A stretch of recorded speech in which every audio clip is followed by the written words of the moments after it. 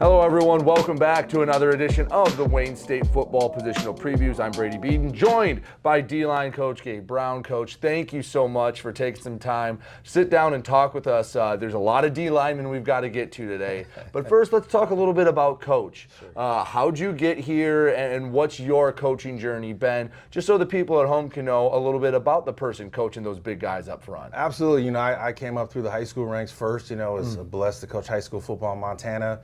Get my own head high school coaching job in Colorado, and then reached out and Coach Thurman and I connect at Central Lake, so I got to run his offensive line for him, D-line, and then a little bit of defense, and so that's how we kind of went against Coach Isaac. I was blessed to coach at Carroll College as well. I'm a top 25 team in the nation year in and year out at the NAI level, so really get to learn the high level of college football and get ready to come here and see what I can do in the GLIAC. I say, so you're coming here, got the call, basically said, hey, you want to go beat Coach in D2, and you and Coach Thurman packed the bags and came here. So what's it been like since the first few months being here? You just, you hit the ground. It's good to be back in the Midwest. I'm originally from Minneapolis, so it's good to be back here in the Midwest and just hit the ground running, and whatever Coach Isaac or Coach Thurman is needing, just get after it at a high level. With that intensity that, is going to help us compete in this conference. All right, so we got a lot of D-linemen to talk about. Let's get to it. Talk about some of the guys coming back. Because, again, selfishly, as a D-line guy, listen, you win with the tip of the sword, right? Yeah, you win up front. Absolutely. So let's talk about some of the guys coming back. Sure. There's going to be some names people recognize up there.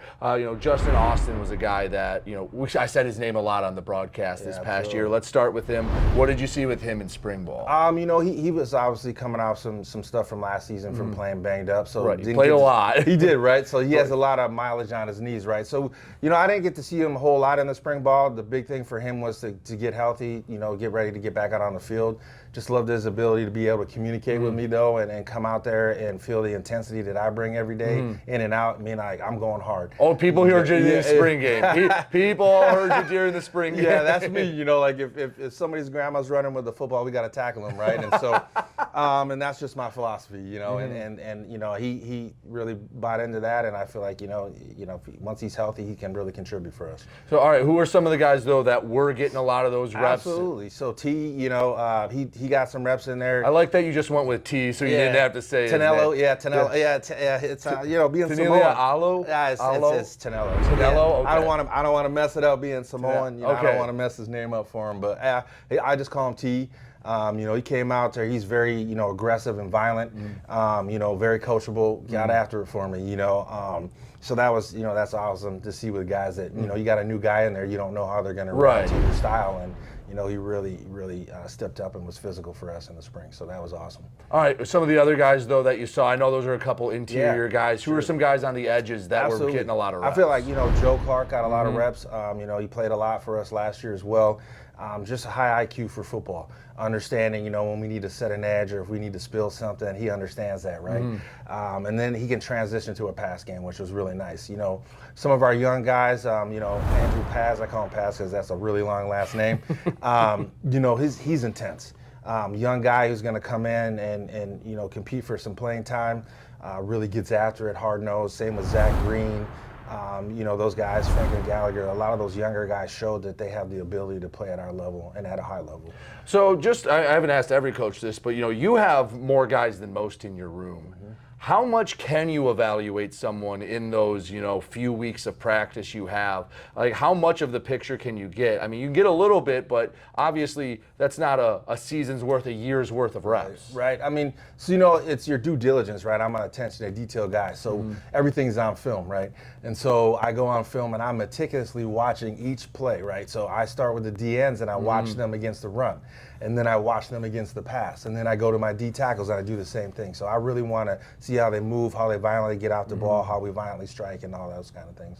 All right, a few other guys I know we haven't gotten to, like a Sean Sims, Michael Thomas Jr., a few others. Tell me about the rest of the guys that were coming back for this season. Yeah, they're really, I got to lean on those guys because they're older guys, right? So they got to be the guys that believe in my message and spread that message, right? And what is that? Well, we got to play fun but violently. Right. We got to gain ground now. We got to strike now. We got to bring energy every time we take the field. Like you said, it starts with us up front. We set the table for how we're going to be defensively. Right. You can make a DB look really good if a quarterback's got second and a half to throw a ball. Absolutely. You can make them look a lot better. So I'm just going to be honest, say I'm looking at the long list of names you've got right here, going through it, because you have a ton of D linemen, which is a good thing because D line probably rotates more than anyone else. Absolutely. So a few of the other names I'm trying to go through. Did we mention Zach Green yet? Jesse Brown, a couple of the others left. I just want to make sure we don't leave anyone off. I mean, like I did mention, Zach Green he's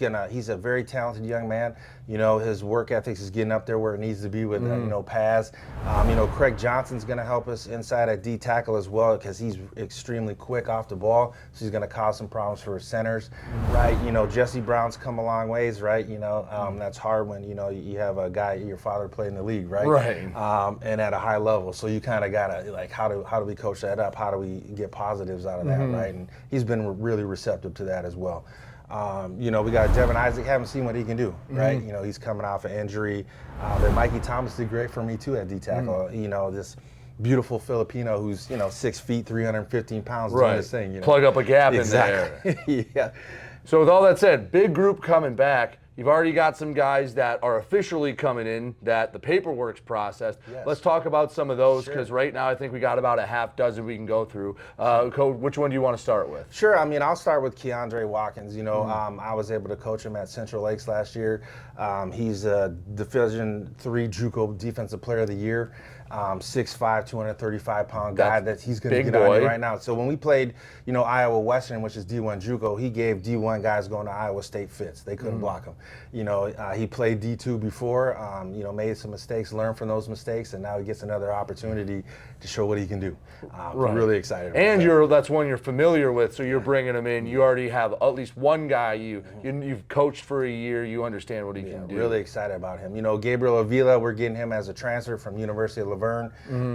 Big kid, 6'4", 265. We feel like can play inside as well as the edge for us. And I think he's going to give us good stuff. A little bit older flavor, right? Sometimes you need that in this league, right? To be able to handle those guys. Zacharian, another one of my, 6 feet, 200-some pound guys that's lightning fast off the ball. And Will's coming out for injury, so I don't know how much he's going to play. And then, Nicholas Sturgill, DN coming from UV Wise. He also played at DuPage.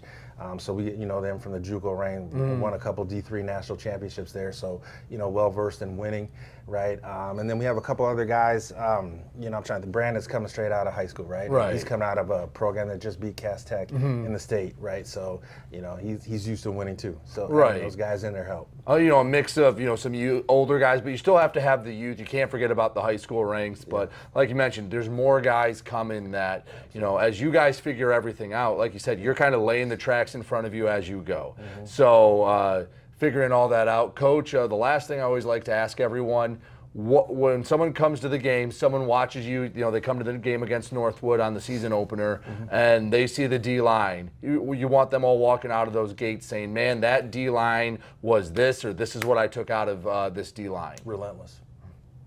Relentless, just get after it. Yeah. I just seeing you've coached just one time, I can see the relentless. You're not allowed to stop. Hey, listen, it's okay. We got a lot of guys. We can rotate you in and out, but you're going to be at max effort the whole time, I'm guessing. Right, and that's my expectation, right? I mean, I do it to myself. My limit is the sky. Will we get there? I don't know, but I'm going to coach you up to get there, and we're going to do it with a lot of violence, because when we get on the field, I don't like you. It's a street fight, and that's what's going to happen. No, you have to have that mentality. I mean, you see the all-time greats have been able to flip the switch. Listen, you take the shoulder pads off. You can shake someone's hand with a smile and be a gentleman, but you get between those lines, you got to have that mentality. Absolutely. I mean, you guys are in our way, and we have a mission. Right. You shouldn't have got off the bus today. Exactly. Well, Coach, I very much appreciate it. I look forward to seeing hopefully a lot of those D linemen making some big plays this year. Because, like I said, Coach, you win with the tip of the sword. You can make all the 7 guys behind you look a lot better if you're doing your job up front, right? Absolutely. So, Coach, I appreciate it. Thank you so much. And that will do it. We'll be back with another edition of the Wayne State Positional Previews next time. Thank you so much for watching.